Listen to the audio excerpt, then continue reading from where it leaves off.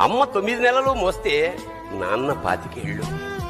రెండూ సమానమే అయినా నాన్న ఎందుకో వెనకబడ్డాడు. ఇంట్లో జీతం తీసుకోకుండా అమ్మ, తన జీతం అంతా ఇంటికే ఖర్చు పెడుతూ నాన్న, ఇద్దరి శ్రమ సమానమే అయినా అమ్మ కంటే నాన్న ఎందుకో వెనకబడ్డాడు. ఏది కావాలంటే అది వడ్డీ పెడుతూ అమ్మ, ఏది కావాలంటే అది కొని పెడుతూ నాన్న, ఇద్దరి ప్రేమ సమానమే అయినా నాన్న ఎందుకో బాగా వెనకబడ్డాడు.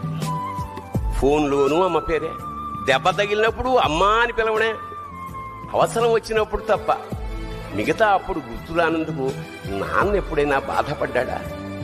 అమ్మకి అన్నో కొన్నో బంగారు నగలు, నాన్నకి బంగారు అంచున్న పట్టు పంచొకటి. నాన్న ఇలా వెనకబడిపోవడానికి కారణం ఆయన మా అందరికీ వెన్నెముక కావడమే. వెన్నెముక వెనక ఉండబట్టే కదా దన్నుగా నిలబడగలుగుతున్నాం. ఇదేనేమో నాన్న వెనకబడిపోవడానికి కారణం.